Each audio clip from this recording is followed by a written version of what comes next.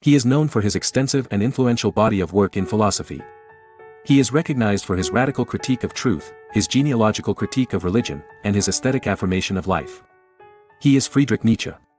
Friedrich Nietzsche, a brilliant German philosopher, poet, and critic, emerged into the world in 1844. From an early age, his insatiable thirst for knowledge led him on a lifelong journey of exploration and intellectual discovery. Nietzsche's writings, spanning various genres from polemics to poetry, would go on to shape contemporary philosophy and leave an indelible mark on Western thought. His philosophy, characterized by radical critiques and profound insights, challenged the traditional notions of truth and morality. Nietzsche advocated for perspectivism, asserting that truth is subjective and dependent on one's perspective. He delved deeply into a genealogical critique of religion and Christian morality, unveiling the underlying power dynamics of master and slave morality. Amidst the crisis of nihilism, Nietzsche embraced the aesthetic affirmation of life, responding to the death of God by celebrating the creative forces that propel existence. Throughout his works, Nietzsche introduced influential concepts like the Übermensch, a figure that transcends societal constraints, and the doctrine of eternal return, which posits that life will recur in an exact manner. His philosophical ideas were fueled by a fascination with Greek tragedy, as well as the works of figures such as Arthur Schopenhauer and Richard Wagner. Nietzsche saw the human subject as an embodiment of competing wills, collectively known as the will to power, and extolled the individual's capacity to challenge conventional values and forge new ones. Although Nietzsche's sister, Elizabeth, edited his manuscripts after his passing, distorting and misrepresenting his views to fit an ultranationalist ideology, later scholars stood steadfast in defending the philosopher against associations with fascism and Nazism. Walter Kaufmann, R.J. Hollingdale, and Georges Bataille meticulously corrected and published his writings, ensuring his legacy remained separate from ideologies he vehemently rejected. In the 20th and early 21st centuries, Nietzsche's ideas found renewed popularity and inspired thinkers across various disciplines. His profound impact on philosophy, art, literature, and culture showcases the lasting significance of his work.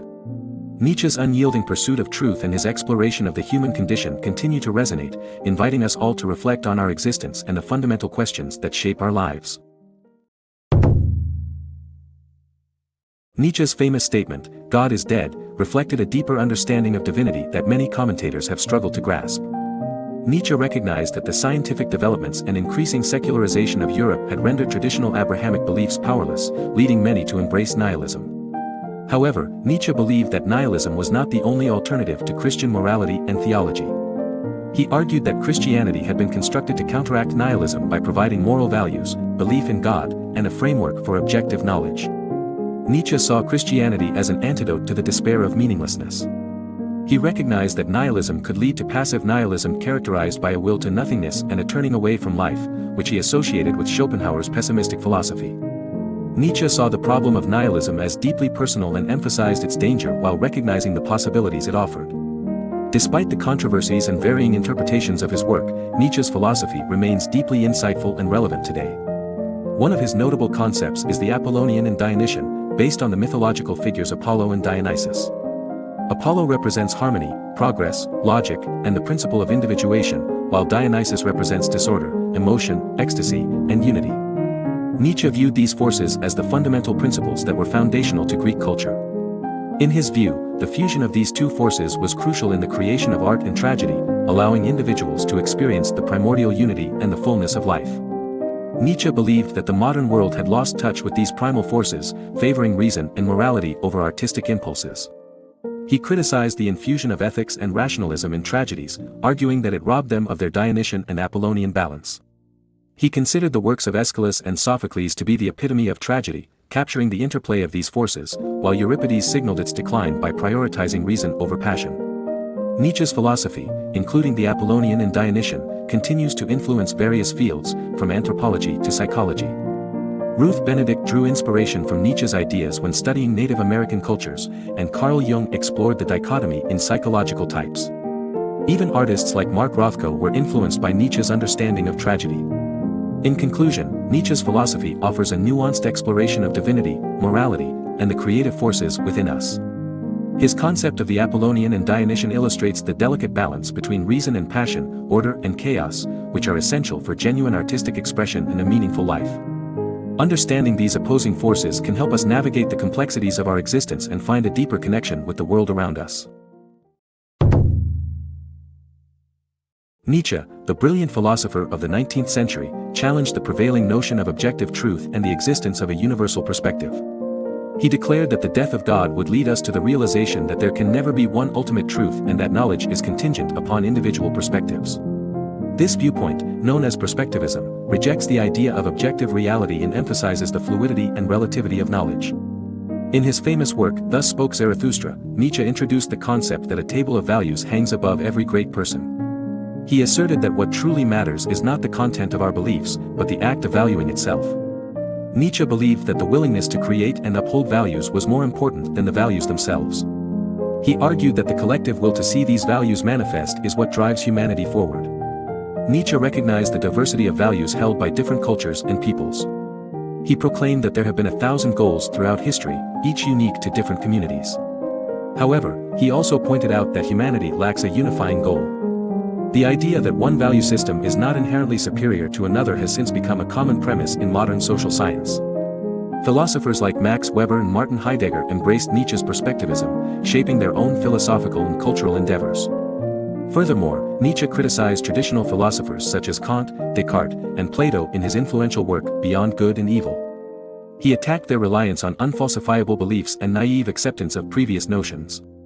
Nietzsche's critique centered around exposing the psychological motives behind their moral philosophies and challenging their claims to objective truth.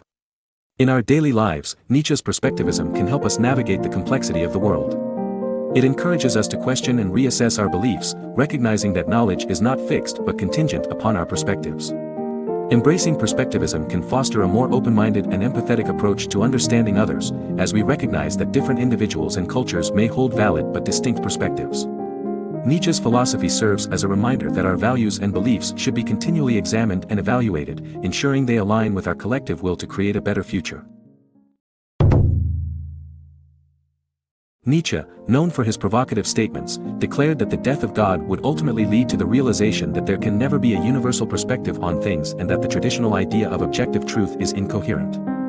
He rejected the notion of objective reality, arguing that knowledge is contingent and relative to various fluid perspectives or interests.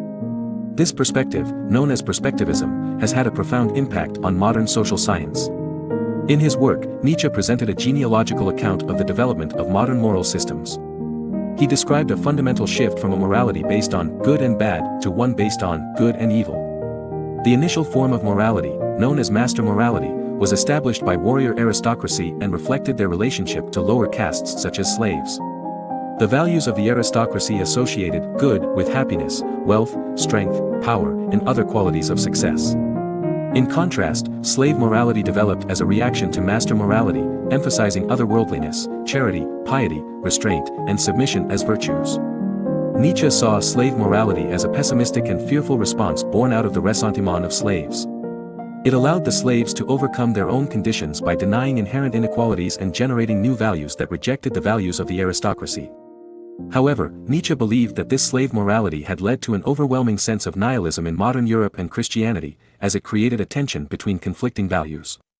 He called for exceptional individuals to reject the morality imposed upon them and follow their own inner law. While Nietzsche critiqued Christianity, he also praised other faiths such as Buddhism for fostering critical thought. He saw the establishment of moral systems based on a dichotomy of good and evil as a calamitous error, and sought to bring about a re-evaluation of values based on the vital impulses of life itself. Nietzsche clarified that his attack on Judaism was not an attack on contemporary Jewish people but directed at the ancient Jewish priesthood, contrasting this with his condemnation of modern anti-Semitism. Nietzsche's philosophy continues to challenge our understanding of morality and truth in a world without a universal perspective. His ideas encourage us to question traditional notions of objective reality and to recognize the fluidity of knowledge. In our daily lives, Nietzsche reminds us to examine the origins of our moral systems and to consider how they may be influenced by power dynamics and conflicting values. By embracing these insights, we can navigate the complexities of morality and seek a more authentic and meaningful way of living. Nietzsche's famous statement, "God is dead," reflected a deeper understanding of divinity that many commentators have struggled to grasp. Nietzsche recognized that the scientific developments and increasing secularization of Europe had rendered traditional Abrahamic beliefs powerless, leading many to embrace nihilism. However, Nietzsche believed that nihilism was not the only alternative to Christian morality and theology. He argued that Christianity had been constructed to counteract nihilism by providing moral values, belief in God, and a framework for objective knowledge. Nietzsche saw Christianity as an antidote to the despair of meaninglessness. He recognized that nihilism could lead to passive nihilism characterized by a will to nothingness and a turning away from life, which he associated with Schopenhauer's pessimistic philosophy. Nietzsche saw the problem of nihilism as deeply personal and emphasized its danger while recognizing the possibilities it offered. He believed that only when nihilism was overcome could a culture have a true foundation on which to thrive. Scholars have aligned Nietzsche's religious thought with Buddhist and Catholic mystics, but some argue that his religious thought is better understood in relation to his self-professed ancestors, Heraclitus, Empedocles, Spinoza, and Goethe. Nietzsche's development of thought on nihilistic themes, such as pessimism and nothingness, began in 1869. The conceptual use of nihilism emerged later in the mid-1880s due to his exposure to the works of Karlovich, who reconstructed Russian nihilism. Nietzsche's philosophy remains deeply insightful and relevant today as we face the prospect of modern nihilism and must seek new ways to understand divinity and morality. Nietzsche's famous statement, "God is dead," reflected a deeper understanding of divinity that many commentators have struggled to grasp. Nietzsche recognized that the scientific developments and increasing secularization of Europe had rendered traditional Abrahamic beliefs powerless, leading many to embrace nihilism. However, Nietzsche believed that nihilism was not the only alternative to Christian morality and theology. He argued that Christianity had been constructed to counteract nihilism by providing moral values, belief in God, and a framework for objective knowledge. Nietzsche saw Christianity as an antidote to the despair of meaninglessness. He recognized that nihilism could lead to passive nihilism characterized by a will to nothingness and a turning away from life, which he associated with Schopenhauer's pessimistic philosophy. Nietzsche saw the problem of nihilism as deeply personal and emphasized its danger while recognizing the possibilities it offered. He believed that only when nihilism was overcome could a culture have a true foundation on which to thrive. Scholars have aligned Nietzsche's religious thought with Buddhist and Catholic mystics, but some argue that his religious thought is better understood in relation to his self-professed ancestors, Heraclitus, Empedocles, Spinoza, and Goethe. Nietzsche's development of thought on nihilistic themes, such as pessimism and nothingness, began in 1869. The conceptual use of nihilism emerged later in the mid-1880s due to his exposure to the works of Karlovich, who reconstructed Russian nihilism. Nietzsche's philosophy remains deeply insightful and relevant today as we face the prospect of modern nihilism and must seek new ways to understand divinity and morality. Nietzsche's philosophy delved into the complexities of human existence, and one of his most intriguing concepts was the eternal return. This hypothetical idea suggests that the universe has been recurring, and will continue to recur, for an infinite number of times across infinite time or space. It is not a supernatural reincarnation but the return of beings in the same bodies. Nietzsche initially introduced the concept in a parable, describing it as potentially horrifying and paralyzing, bearing the heaviest weight imaginable. However, Nietzsche saw the wish for the eternal return as the ultimate affirmation of life, a stark contrast to Arthur Schopenhauer's pessimistic denial of the will to live. Understanding and embracing the eternal return requires a more fatty, or love of fate. Nietzsche believed that rather than seeking to deny or escape the repetitive nature of existence, individuals must learn to accept and find meaning in their own lives. He argued that individuals shape their identity through their actions and can only maintain their current state by embracing a recurrence of past actions. For Nietzsche, the eternal return was not a fact but a provocative question that forced individuals to confront the immense burden of contemplating its possibility. He believed that this burden was significant in modern thought, challenging conventional notions of history and salvation. The concept of eternal return encouraged individuals to take agency and responsibility for their actions, recognizing that their choices and behaviors impact not only their own lives but also the recurring nature of the universe. Nehamas, a scholar on Nietzsche, proposed 3 ways of understanding the eternal return. One perspective suggests that individuals must live in a recurrence of past actions to maintain their current state. Another negates the idea of a linear history of salvation, emphasizing the importance of living in the present. Lastly, the eternal return prompts individuals to accept the burdensome thought of their actions perpetually recurring, compelling them to find meaning and significance in their existence. As we navigate the challenges of daily life, Nietzsche's concept of the eternal return can offer guidance. It reminds us to embrace the inevitable repetitions and challenges we face, recognizing that our actions reverberate throughout the universe's recurring cycles. By acknowledging the burden and weight of our choices, we can strive to make deliberate and meaningful decisions, shaping our lives in a way that aligns with our values and aspirations. Nietzsche, the enigmatic philosopher, delved into profound concepts that challenged traditional beliefs and paved the way for a new understanding of divinity and morality. One of his significant concepts was the eternal return, which posits that the universe has been recurring and will continue to recur for an infinite number of times. Nietzsche recognized the potential horror and paralysis associated with this concept, but saw it as a burden that could lead to the ultimate affirmation of life. In his exploration of the eternal return, Nietzsche emphasized the importance of embracing amor fati, or love of fate.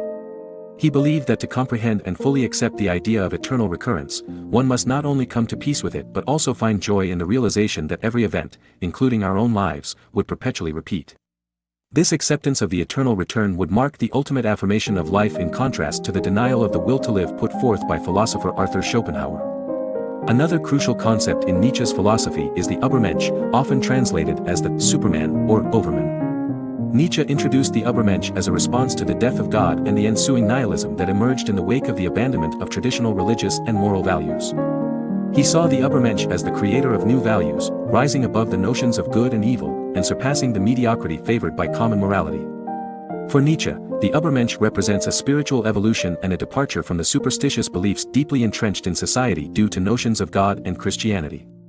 The Übermensch sets out on a journey towards self-awareness and the overcoming of traditional views on morality and justice.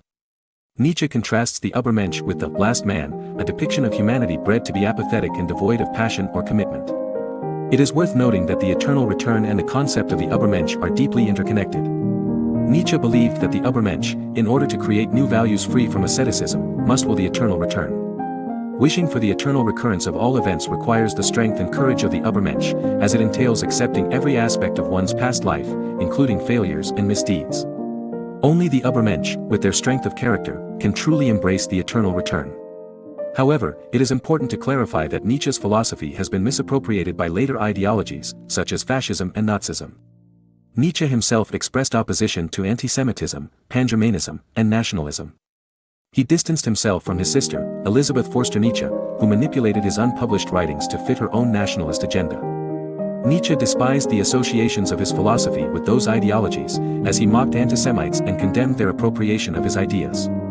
Today, Nietzsche's philosophy remains relevant as we navigate the challenges of the modern world.